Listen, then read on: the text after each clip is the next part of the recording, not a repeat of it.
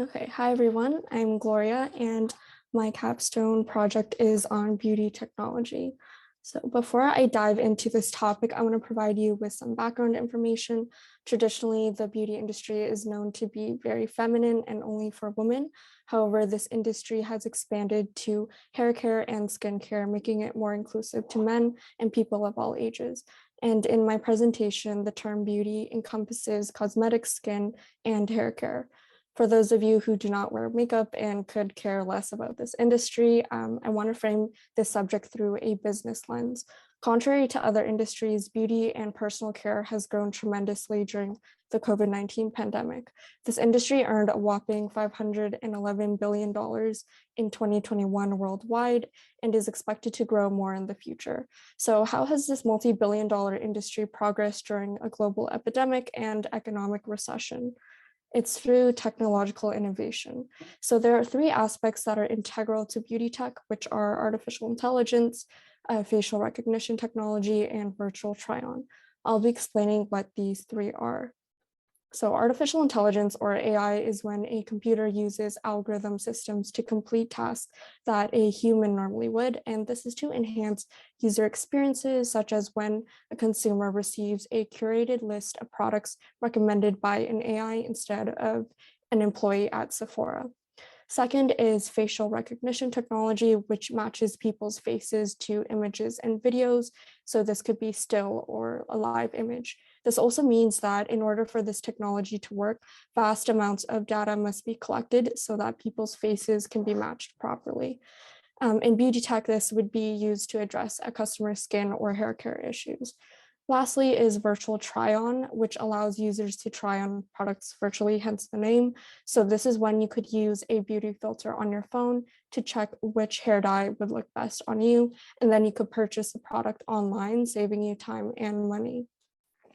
Beauty tech is popular because different beauty brands have partnered with different social media companies like TikTok and Instagram, increasing their reach to users worldwide. So traditionally, the experience pre-COVID was that you would walk into a store, a sales associate could help you, and you could physically try on different products to test what looks and feels best for you and what addresses your problems. However, now with beauty tech, you can test these products from the comfort of your home and on any electronic device, and apps will collect your facial information, also known as biometric information, to assist you. And this has proven to be effective as e-commerce sales at Sephora rose from 40 to 70% during the pandemic.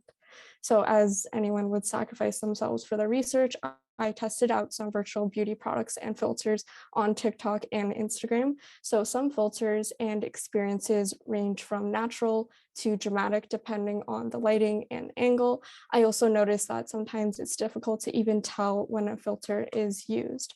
So with the increase in use, there are also three emerging concerns that range from legal, technical, and social. Because this industry has grown almost too quickly, legislation is slow to follow. The first two Canadian acts listed, the Privacy Act and Personal Information Protection and Electronics Document Act, or PIPEDA, do not contain information about consent, the use or collection of facial information, meaning one's Face ID, which is part of beauty tech, meaning it can be collected without informed consent at any point in time and cannot be asked to be deleted. These legislations reveal that biometric information is not considered to be a fundamental human right in Canada. However, this is different in specific American states like Illinois and California. So Illinois' Biometric Privacy Act is one of the most extensive legislations surrounding facial recognition technology and biometric information. It provides explicit information on consent and the use of biometric information and has fined companies that do not follow proper data collection practices. There are also technical and privacy concerns. For example, the use of facial recognition technology can become malicious, where beauty companies' data could be hacked or leaked, revealing cybersecurity issues. There's also a lack of transparency with the collection and retention period of biometric information, since it's to the discretion of these beauty brands of how long they can keep your personal information.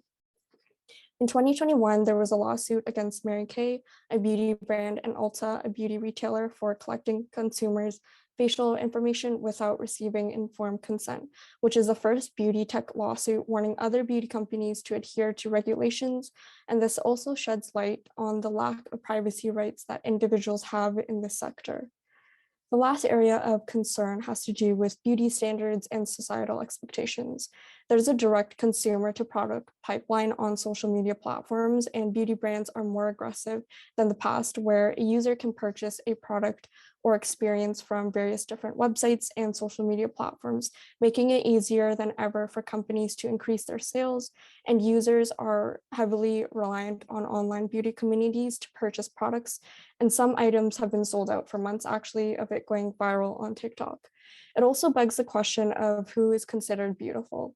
Typically, Eurocentric beauty features are glorified, and it's been proven that social media platforms and algorithms suppress videos from individuals who are considered quote unquote ugly, poor, or disabled, revealing biased attractiveness.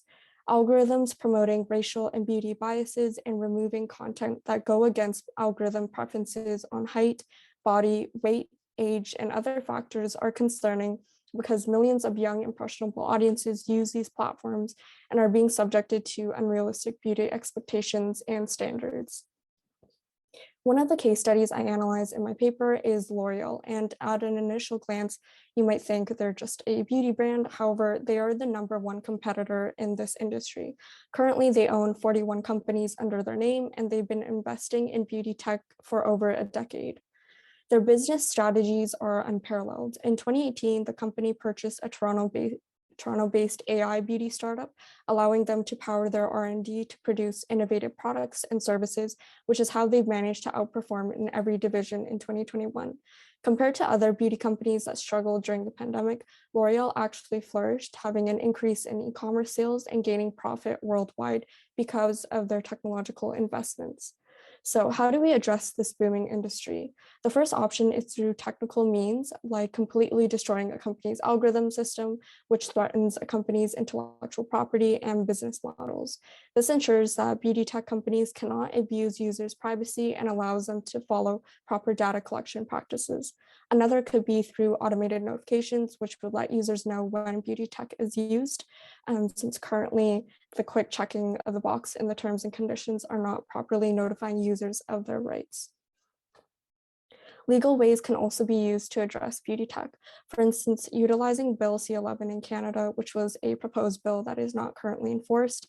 This bill would have directly addressed the use of facial recognition technology in Canada and provided users more biometric rights, or adopting part of the FTC Act from the US, which allows government bodies to access companies' algorithms and analyze them, which provides more accountability in this growing market. The final policy recommendation that I propose is a two-pronged approach. This addresses both technical and legal issues in beauty technology. First, there should be mandatory algorithm testing to ensure that algorithms are used properly. Unfortunately, it's difficult to tell if algorithms are being deployed in a safe and organized way since this industry grew at such a rapid pace during the pandemic. Second, data retention and sharing policies in companies like L'Oreal need to be shortened and addressed since currently they are up to the discretion of these billion-dollar companies with no accountability. From a legal standpoint, Bill C-11 should be updated and enforced to ensure that Canadian legislation is protecting citizens' rights from invasion of privacy, especially when facial recognition technology is used in the beauty industry. Biometric information should also be considered a fundamental right, and informed consent should always be practiced. Compared to other countries, Canada does not have one legislation explicitly regulating the use of AI, facial recognition technology, and biometric information. The next time you or your friends or family use a beauty filter or virtually try on a hair product, I urge you to critically think of what kind of information you're willingly giving up to these large companies and what kind of beauty standard you're comparing yourself to. Thank you for listening to my presentation on beauty tech. I'm happy to take any questions now.